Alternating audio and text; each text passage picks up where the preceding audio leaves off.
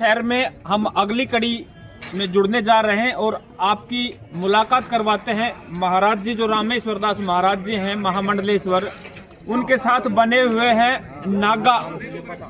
आपको आज नागा से परिचित करवाएंगे कि नागा क्या है, क्यों इनको नागा के नाम से जाना जाता है। तो नागा महाराज भी यहाँ बैठे हुए हैं, उनसे भी बातचीत करवाएंगे कि नागा जो बाबा होते हैं वो किस तरह के होते हैं, क्या उनके अलग अलग रूप होते हैं, वो भी हम बात करवाएंगे। तो चलिए मुलाकात करवाते हैं महाराज जी से और महाराज जी नागा जी से भी। महाराज जी नमस्कार। जी नमस्कार। महाराज जी काफी चर्चा है प्रयागराज में, खासकर आज आपकी, जहां भी, क्योंकि हमने 3 दिन हो गए यहाँ घूमते घूमते, जिस तरफ भी जाते हैं आपके चर्चे हैं प्रयागराज में भी।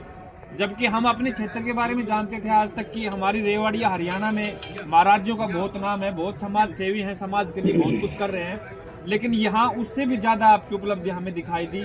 तो महाराज जी क्या करना चाहते हैं, किस तरह का काम आप कर रहे हैं समाज में और किस तरह से लोगों को भी प्रेरणा देना चाह रहे हैं? जी सबसे पहले तो मैं आपके दर्शकों को हृदय से नमन करता हूँ, नमस्कार करता हूँ, राम राम जी।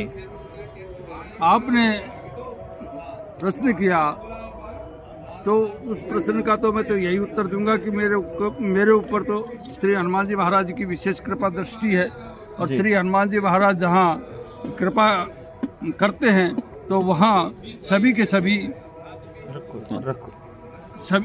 सभी कार्य हमेशा पूर्णता की ओर पहुँचते हैं जी। और उसी वजह से हनुमान जी महाराज की कृपा दृष्टि के वजह से ही ये जो अच्छे वर्क के अंदर जो मन लगा हुआ है वो हनुमान जी महाराज की कृपा दृष्टि से है। और यहाँ कुंभ प्रयागराज में जो हमारा कल्पवास है लगभग 1.5 महीने का, तो उस कल्पवास के लिए हम आए हुए हैं। यहाँ हमें मानव मात्र की, प्राणी मात्र की सेवा करने का एक विशेष मौका रहता है। ये हमारे पास 12 साल में एक बार महाकुंभ होता है, 6 साल में यहाँ एक बार अर्धकुंभ भी आएगी और उस महाकुंभ के पर्व के ऊपर अब आए हुए हैं। जो ये आज का जो ये महाकुंभ है 2025 का, ये 144 साल के जो लगन वगैरह थे उसी लगन के हिसाब से 144 साल पहले भी ये महाकुंभ था और आज वही महाकुंभ इस मकर संक्रांति के ऊपर भरने जा रहा है जी। तो इसी महाकुंभ के उपलक्ष्य पर हम यहाँ कल्पवास के लिए आए हैं और 14 तारीख को हमारा शाही स्नान होगा। शाही स्नान में हमारे आगे आगे निशान रहेंगे, निशानों के साथ हमारे नागा रहेंगे। नागाओं के विषय के अंदर बात यह है कि ये नागा होती है हमारी सेना जी। ये हमारे जैसे जितने महंत हैं उनकी रक्षा सुरक्षा करना इनका विशेष दायित्व है। ये हनुमान जी का ही एक प्रतिरूप हैं और जैसे हनुमान जी मतलब कि सभी की रक्षा करते थे, वैसे ही नागा भी हमारे अखाड़ा द्वारा और खालसा वगैरह की रक्षा करने में समर्थ हैं और रक्षा करने का कर्तव्य है जी।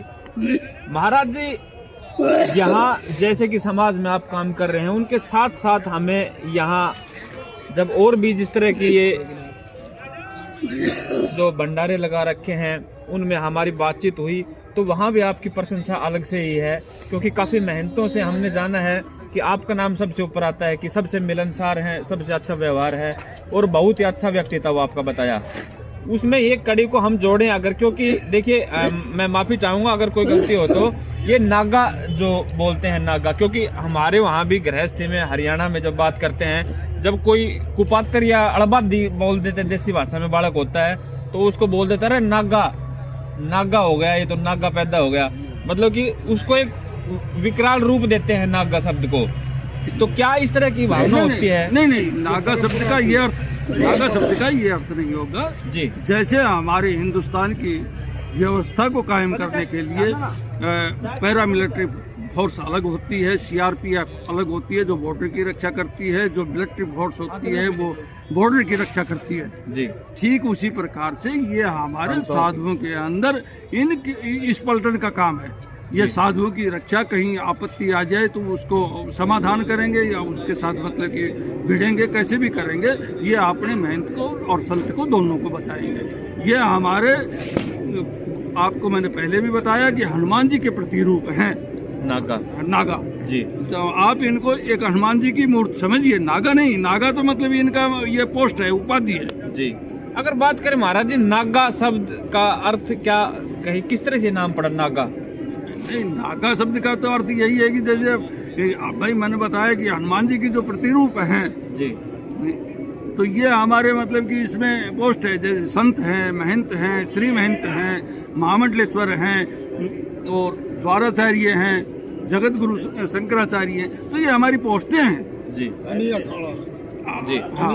और जो हमारा जो निर्मोही अणी अखाड़ा जो है वो है, तो ये हमारी पोस्ट है, तो ये हमारी सेना है जी। आप इसको ये समझिए, नागा शब्द से आप उसको वास्तविक रूप में मत ले जाइए। नागा शब्द से, नागा शब्द का मतलब उस समय का, इस व्यवस्था को सुचारू बनाए रखने के लिए इसका नाम रखा गया था, नागा नाम रखा गया, नाम रखा गया। एक और भी रूप होता है इसका महाराज जी, जब हम जैसे आम जब देखते हैं तो एक जो नग्न अवस्था में रहते हैं, क्या उनको भी नागा ही बोलते हैं? हाँ, वो भी नागा रहते हैं, वो शिव उपासक नाम। हाँ वो हम राजा राम के उपासक हैं, हम मर्यादा पुरुषोत्तम के उपासक हैं जी।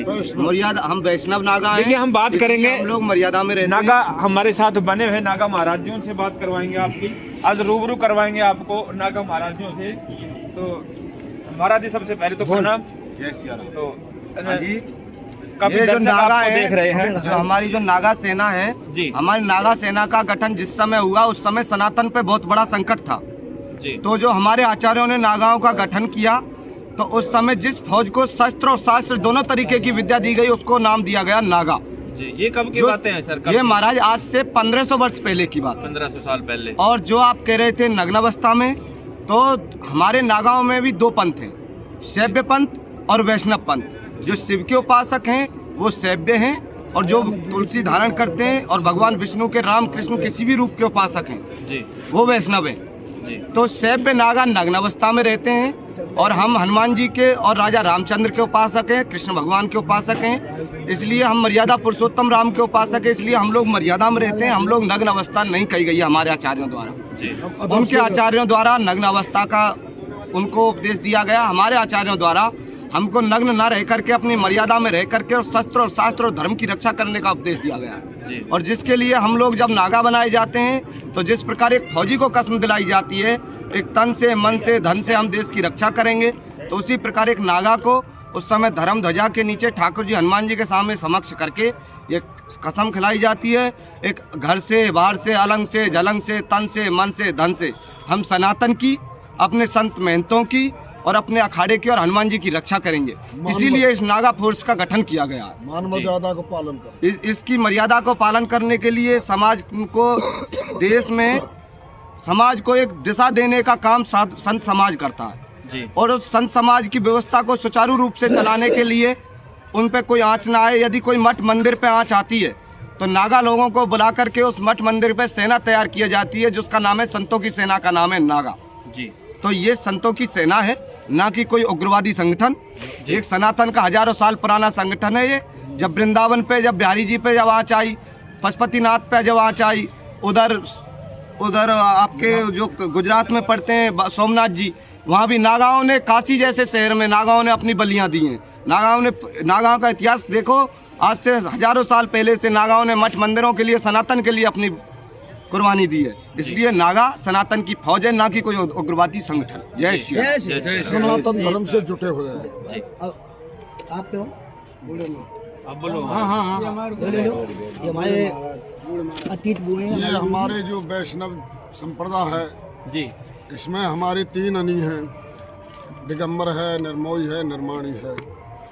इनमें नागान का ये भर्ती कराया जाता है जी। इनको शस्त्र विद्या दी जाती है जी।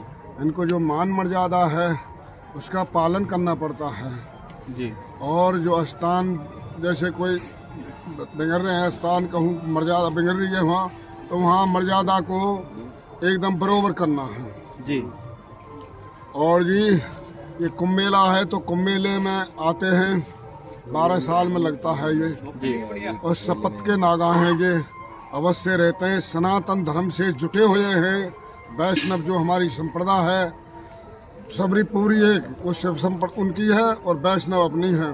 जी तो वैष्णव संप्रदाय है ये, सनातन धर्म से जुटी हुई है। मूर्ति पूजा इनकी है, जी जो अपना हिंदू धर्म की मान मर्यादा है उसका पालन करते हैं। जी महाराज जी, हम बात करें जैसे साधु संत हैं, उनकी काफी संख्या में साधु संत हर जगह पे मिल जाते हैं। जी। नागाओं की संख्या क्या इनसे कुछ कम है क्या, या फिर नागा ज्यादा से ज्यादा किस स्टेट में ज्यादा मिलते हैं? नागा आपको ये तीनों अनी के अंतर्गत जी इनके लिए इनके पड़ते हैं 18 अखाड़े। जी हाँ, तो 18 अखाड़े इनमें बहुत जवान हैं, कम से कम एक आध लगा लो 20,000 जवान हैं जी 18 अखाड़े इनमें। जी तो ये परंपरा है, एक मान मर्यादा चली आ रही है पुरानी टाइम से। जी अगर हम स्वभाव की बात करें तो और साधु संत जो होते हैं वो शायद सरल स्वभाव के होते हैं और नागा थोड़े से तेज स्वभाव के होते हैं, ऐसा कुछ सही है मानना?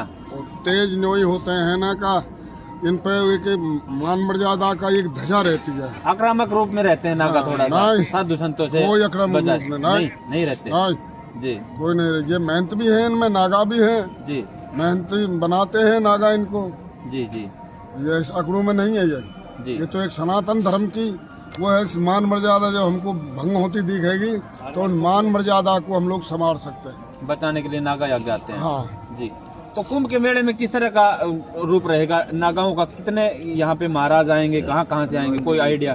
कुंभ मेले में ये रहेगा, हमारे जब चलेंगे वैष्णव तीनों अनी चलेंगी तो निशान चलेंगे, जी निशानन के आगे ये चलेंगे खेलते कूदते नागा लोग। जी और उनके पीछे जो महंत है अपने खाल से जिनने खोल रखे हैं, जी वो सभी अपना अपना चौर छत्र लगा करके नाई, जी और फिर वो भी अपनी सजावट करके नाई वो भी चलते हैं। जी हम पहले स्नान हनुमान जी को कराते हैं गंगा जमुना पे जा करके नहीं, जी संगम पे, और जी वहाँ से पीछे और जो जितने भी अपने खाल से हैं उनको सबको स्नान कराते हैं।